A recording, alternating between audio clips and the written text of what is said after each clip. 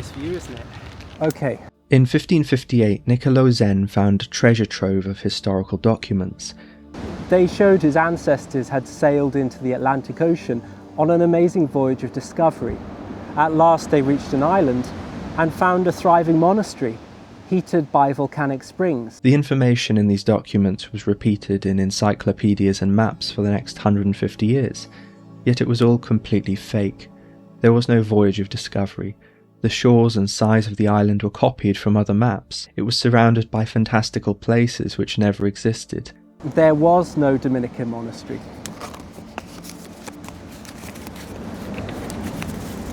At the same time Zen's fictitious maps were being copied, a Swedish priest was writing his own history.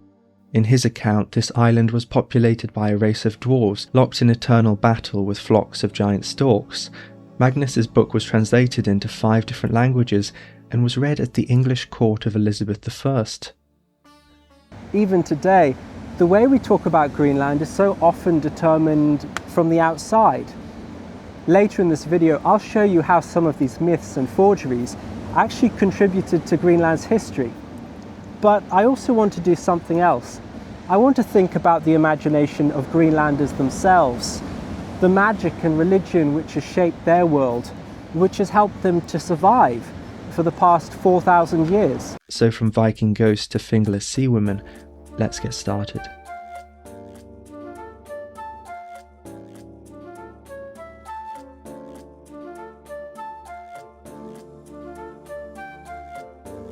The first people in Greenland left very little behind. They came originally from Siberia, passing through Canada on their journey east. Many of the earliest settlements, dating from 2500 BC, are in the far north of the island, which is mostly uninhabited today.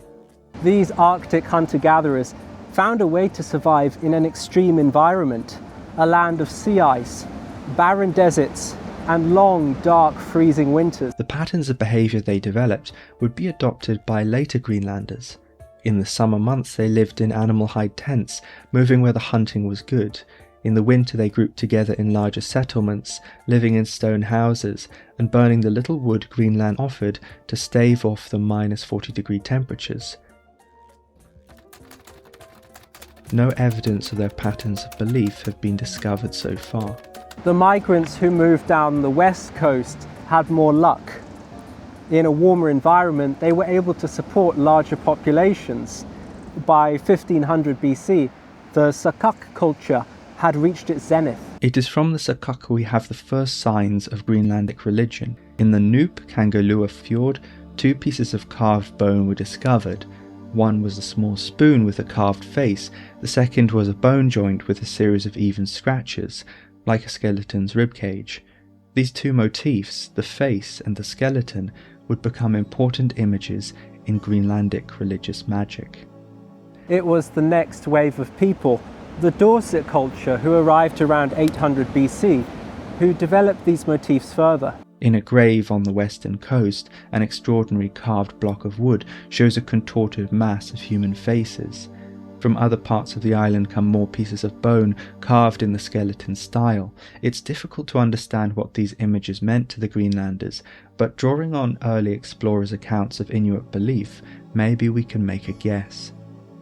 The people of the Dorset culture probably didn't believe in a clear separation between humans and nature. Rather, they saw themselves as part of a wider interlinked whole.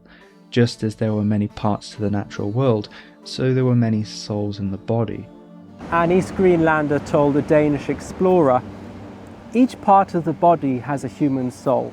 Every joint has a soul in it, and each joint has the likeness of a human being. Together, these souls make life in the body." The mesh of faces carved on wood may represent all that person's souls, or they may be the souls of animals and objects they interacted with during their lifetime. Another Inuit told an explorer, "Life's greatest danger is the fact that everything we eat has souls. All the animals we attack, all the animals we use to make our food or to clothe us, have souls just like us. Those souls must be appeased, or else they will take their revenge." There were many souls in the body and many parts to it as well. Everything, what was inside, what was outside. was connected. But this was not a harmonious New Age fantasy. The environment was fickle and harsh. The Greenlanders were constantly at war with it, with the weather, with the sea ice, with the carnivorous polar bears. It's possible the skeleton etchings are evidence of worship of the dead. It was an attempt to be at peace in a deadly environment. The people of the Dorset culture built large winter longhouses out of stone and sod. Some contained up to 30 fireplaces and room for 200 people. Leadership in these communities was probably reserved for the shaman. A great hunter could feed many families, but only the shaman could make sure that when he died, his soul passed through the skin membrane of the physical world and into the spiritual realm. There were probably many routes to becoming a shaman. A 19th century explorer stated that 3 or 4 days communing with the spirits in the extreme wilderness was necessary to gain the title. In some cases, a shaman would train and mentor the next spiritual leader. In others, orphans or outcasts might emerge as a shaman during a time of crisis. The path was open to men and women. The shaman wrestled the spiritual world into an ever precarious state of balance. They went on journeys into the spirit world, and when nature seemed especially vindictive, they searched for a reason why. But perhaps the shaman's most important role was as a guarantee of social harmony. In small isolated communities where everyone was stuck with everyone else, the shaman prevented grievances from escalating into generational blood feuds. They relied on strict social taboos determined by the shaman. One Inuit told an explorer, "We're afraid of hunger. We're afraid of cold. We're afraid of the weather. We're not afraid of passing away, but we are afraid of suffering. We're afraid of the souls of vengeful people. We're afraid of animal souls. We're afraid of spirits in the natural world. That's why our fathers armed themselves with all of these rules, the learnings of generations." Perhaps the most serious social taboos surrounded the treatment of the dead. In some communities, the old or very sick would be taken away from the encampment to die in a snow hut. Tents where people died were left to waste away with their body. Valuable clothes were not recovered. Just touching a dead person might cause the shaman to forbid hunting or eating for a period of time. One way to solve the problem of in-between souls and bodies was sea burials. In East Greenland, these continued into the 19th century. The old or sick were sometimes left out alone on a piece of floating sea ice. A quick passing from this world was considered a good thing. Despite the challenges of the environment, the Dorset culture Greenlanders had several material advantages over their predecessors. They developed soapstone lamps lit with blubber and hunted with strong harpoons. They also used a lot of amulets. In East Greenland, amulets made from ravens were used into the 20th century. The wearers believed these pendants transferred the qualities of these birds, intelligence and perception, onto people. If the Dorset culture used such fragile amulets, a messy tangle of feathers, claws and beak, they might not all appear in the archaeological record. We do have evidence of an amulet box, however, carved from caribou bone into the shape of a face, the symbol of a soul. The amulets of the Dorset people were woven into the network of souls and spirits that coloured their world. The Greenlandic Dorset culture began to decline around 1 AD, and the island experienced another gradual wave of depopulation. The reasons for this decline are not well understood, although in Greenland's climate, even a small change could have a devastating effect on a small community. It was not till 1000 AD that people began to seriously settle Greenland again, and then 2 groups of people tried to do it at the same time. The first Norse colonists came from Iceland, and the first colony was a disaster. These men were outlaws, driven away from their communities because of blood feuds. News of a new land to the north promised such men a fresh start. In 978, Snæmjorn Gelti Holmsteinsen set sail with his followers, planning to settle on the southern shores of Greenland. Feuding broke out as he was on the island, and he was murdered by a fellow colonist. Then winter struck, and the colony was snuffed out. A few years later, another outlaw had a shot. Eric the Red first sailed to survey Greenland before returning home and trying to convince several hundred people to come with him on a mission to colonize it. His sales pitch is where we get the name Greenland from. Although he was a notorious outlaw, Eric was successful in convincing several hundred Icelanders to sail with him to Greenland. The voyage was dangerous, and ships and passengers were lost on the way.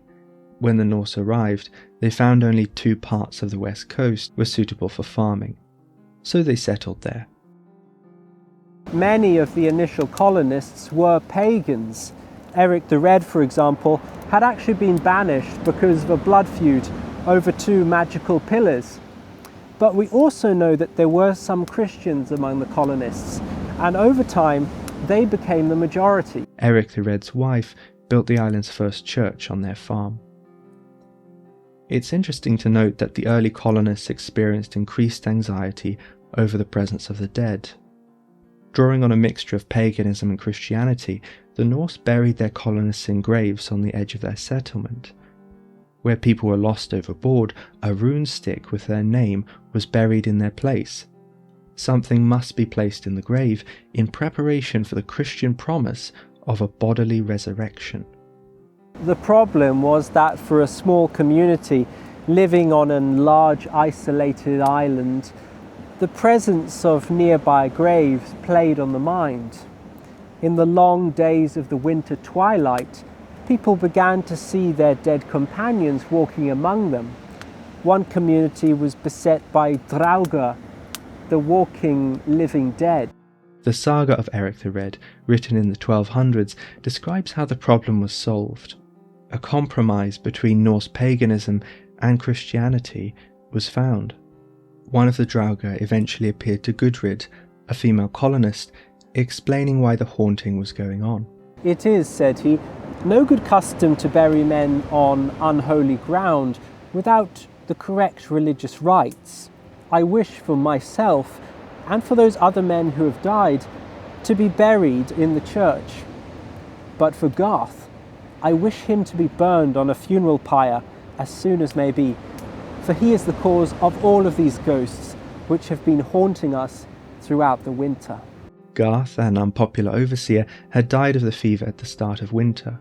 His body was summarily burned, banishing his spirit. The rest of the dead were reburied under the supervision of a priest, using holy water. In some settlements, churches were simply built on top of pre-existing graveyards to consecrate the ground and ensure the dead remained at rest. The belief in a bodily resurrection was a double-edged sword. While the Norse established themselves on the southwest coast, a second group were colonizing the northwest. The Thule people were the latest wave of migrants from Canada to Greenland. Unlike the Dorset culture, they had access to kayaks, dog sleds, and bows and arrows. Most modern Greenlanders trace their ancestry to the Thule. We have some evidence of meetings between the Thule and Norse. Norse sagas call them skraeling, possibly using the word skra, a reference to dry animal skins worn by the Thule. In the 1000s, both groups were still expanding into Greenland from opposite directions, but by the 13 and 1400s they found themselves much closer together, possibly competing for the same resources. In the sagas, relations varied from cautious suspicion to outright aggression. Many historians have been excited by the idea that the Norse Greenlanders may have tried to convert the Thule people to Christianity. There isn't much evidence for this. We do have records in some Norse sagas about children who are kidnapped from the Thule and brought up as Christians among the Norse, but that seems to have been the limit of their mission work. One fascinating archaeological find from the northern tip of Canada is a Thule figurine wearing the clothes of a Norse settler.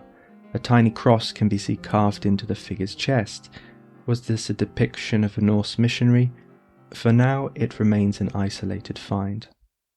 You might notice this figure is very different from the Dorset culture images we looked at before. Previously, the face or faces were the most important thing. Now the face is blank. It has been removed altogether. In later Thule art, the face and skeleton motif reappear, but it's worth asking why the Thule settlers initially used such different approach to depicting people. Perhaps these figures were safe because they had no face, and therefore no soul. It wasn't just art that was changing. By the 1400s, the Thule people on the west coast began to adjust their burial patterns. They started to actually bury bodies under piles of stones or in graves in the ground. Like the Norse, this shift probably brought some anxiety. Thule buried their dead with several pairs of clothes and a selection of amulets. Perhaps if the dead had everything they required, they would behave and go on their way to the spirit world. The reason for this shift in the pattern of burials is not clear. It's possible they were influenced by the Christian Norse, even if they didn't share their beliefs about Christianity. But the Norse were in trouble.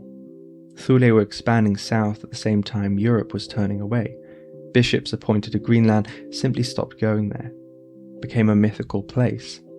The most northerly Norse settlement was the first to go. In the 1340s, Ivar Bardsson, a church official, was sent to investigate what had happened to the colonists after contact was lost. He found abandoned houses, livestock, but no people. The Skraelings have destroyed the whole settlement, he concluded. The more southerly Norse settlement held on for another 60 years. A document written in 1408 records a marriage at a church in the south of Greenland. The couple later settled in Iceland, and that's the last written record of the Norse Greenlanders. It's possible a colder climate made farming unsustainable. Perhaps blood feuds or a pandemic wiped out the remaining colonists. In the 19th century, Inuit artists recorded their own tradition about the end of the Norse. Apparently, they all perished in a brutal battle with the Thule. This narrative is not politically popular, even today. There is a gap in Greenland's history from the disappearance of the Norse in the 1400s and the arrival of the first Danish missionaries in the 1700s. In that period, written information about the Thule is limited to observations from the decks of European sailors passing the island. Perhaps the more defined parts of Thule belief were taking shape at this time. Amongst some shamans, the multitude of souls were refined into three. The first of these, Tanek, is the life force of a human's body. It was also the force that made it possible to reproduce. When someone died, the Tanek left the body and underwent a trial before coming into the realms of death. The faceless Thule figurines may represent a bodily Tanek soul. The second soul, the Anusak, the breathing soul, left a person's body when they died, but might remain in the world. In fact, it was this soul which could haunt people and whisper evil thoughts in their ears. The final soul in the human body was the Atek, the name soul. This also remained in the living realm and could be reborn in another body. A baby might be named after a deceased mighty hunter in the belief that some of that person's skills would be passed on, so the Atek stayed within the community. Alongside more refined ideas about the nature of the souls were perhaps more pronounced ideas about the gods. In 1558, the English explorer John Davis, on his quest to try and find the Northwest Passage, met the Thule people while he was travelling up the coast of Greenland. The first thing he noticed about them was that they were carrying many idols. Perhaps these were images of the Inuit goddess Sedna, who the Thule called Anakuagsak. The vindictive woman of the sea ruled over the realm of the dead below. She is also often shown with the arms and tail of a whale or seal. When hunting in the ocean was poor, the shaman went on a mystical journey into the depths to clean the sea goddess's hair.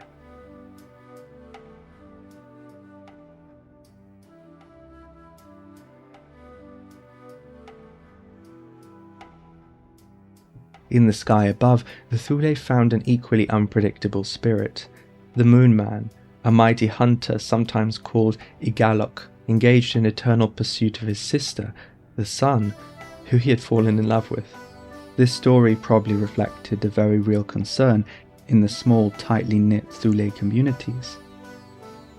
Of these many gods and spirits, perhaps the most friendly was Tungasuk. Tungasuk was a potentially protective god who only the shaman could see. He appeared in the form of a giant polar bear. Tungasuk was both terrifying and reassuring, and a shaman spent much of his time trying to please this god. Meanwhile, in Europe, Greenland had become a place of myth and legend. Remember those fake maps we looked at the beginning? In 1721, a Danish Lutheran priest, Hans L., read the forged documents of Niccolo Zen and was inspired to journey to Greenland to convert the Catholic Norse at the monastery he had been led to believe was still on the island. This was a political adventure as well, the thin edge of a Danish wedge. L got permission from the King of Denmark and formed a colonial trading company before setting off. L's mind was so full of myths and legends that he reported seeing a sea monster off the Greenland coast. To his surprise, there was no sign of the promised monastery, although for the rest of his life he believed it was somewhere on the island. Finding no Norse colonists to convert, Hans L turned his attention to the local Greenlanders, the descendants of the Thule people. He and his son Paul were the first recorded Christian missionaries in Greenland's history. Many of their early converts were children, although Hans was determined to go beyond this. Translating Lutheran Danish Protestantism into Inuit life was not always easy. There was no word for bread, for example, so even translating the Lord's Prayer, "Give us today our daily bread," was a bit of a problem. At first, Hans L used the word mamuk for bread, thinking this meant food. In fact, it meant delicious. Later, when his son was translating the Lord's Prayer, he used the word timjusak, which means bone marrow, the closest equivalent he could find to bread in Greenland society. With the support of the Danish crown, missionaries from the Lutheran and Moravian Church began to flow into Greenland. To the isolated Inuit living on the edge of survival, they brought strange stories, guns, and plague. Conversion to Christianity happened gradually. On the west coast, where most missionaries were sent, churches were quickly built. The east and north lagged behind by about 100 years. Communities traumatized by cross-cultural contact were ripe for conversion. Even where initial contact was less predatory, the arrival of a simple team of Danish explorers in an isolated village could have a catastrophic impact. When Knud Rasmussen reached an isolated Inuit village, he was immediately struck by the calm atmosphere. Spring was turning to summer. One day there was a shout, and everyone ran to where the noise had come from. Outside the winter house of the most respected shaman, Sagdalork, the village stood still. Sagdalork's wife was seriously sick, and he was preparing to speak to the spirits. No one was allowed to enter the hut, but from outside they could hear drumming, and Sagdalork crying out as he wrestled with the spirits. To everyone's horror, he was being defeated by them. His young shaman apprentice crawled onto the roof of the hut, and with tears streaming down his face, urged his master to keep fighting. But Sagdalork had been defeated. When he exited his hut, exhausted from the trial, he announced the Danish explorers had brought an evil spirit he could not overcome. Sagdalork's wife died later that summer, and the shaman retreated into himself, leaving the Inuit village in a state of shock, as the sickness the Danes had brought with them began to spread. The missionaries often characterized Greenlander society as consumed by fear and helplessness. And to an extent, in this extreme environment, fear had played a role in Greenlander society for thousands of years. But what they failed to understand was the role they had played in causing problems in these communities. Luckily, European Christianity, with its arsenal of technology and modern medicine, was ready to help solve the problems it had helped to create. Missionaries were trying to translate their beliefs into Inuit society, but the Inuits were also trying to bridge the divide. Tornguisak, the polar bear god, became increasingly associated with the devil. Meanwhile, the word for the Holy Spirit was very similar for the word for the second soul, the breathing, living soul, which haunts the living. In the 1780s, the first Inuit Christian breakaway group emerged, led by a woman calling herself Mary Magdalene and her husband, who she named Jesus. This short-lived apocalyptic cult terrified the missionaries. Mary claimed that the dead were unhappy and must be appeased. Crowds in the community started to hear ghostly bells and crowds of people, invisible people, singing hymns. Mass hallucinations swept through the village. Mary and Joseph oversaw a ruthless religious cult which believed that the apocalypse was about to come. Witches were stoned to death or cast into the ocean, while groups of cultists kissed each other and danced in the cemetery. Eventually, the whole thing petered out, and many locals returned to the European Christian Church. But for decades afterwards, people treated Mary and Jesus' descendants with respect because of their memory of the cult. This undercurrent of traditional belief worried the missionaries. Drums were banned in church because of their connection to shamanism. Tattoos, which were originally used by women when they were married or had children, were also banned. Older women covered their faces in soot to hide them. In small Greenlander societies, social conformity, the pressure from other people to be the same, played a really important role in the spread of Christianity. But by the 1850s, perhaps the missionaries had been too successful. People began to feel there was a problem in Greenland. There was a breakdown in traditional Inuit society. This was demonstrated by a lot of things, but one thing which demonstrated it was increasing stories about the Tupilak, perhaps the most terrifying mystical belief of Inuit society. A Tupilak was a small, vengeful demon created out of animal and human body parts. Brought to life with a magical chant, the Tupilak was dropped in a river or the ocean. It then sought out its target. The person's only hope was to have strong enough magic to turn it back against its creator. A Tupilak will always unalive someone. In one village, a young girl who'd been sick was found to be creating a Tupilak. It was made out of fingernails, bits of hair and cloth from her victims. Her mother had been helping her out of a desire to get revenge on those people. In another case, an old shaman noticed a young man grieving for his little brother. He promised to help him get revenge on the man who had caused the death.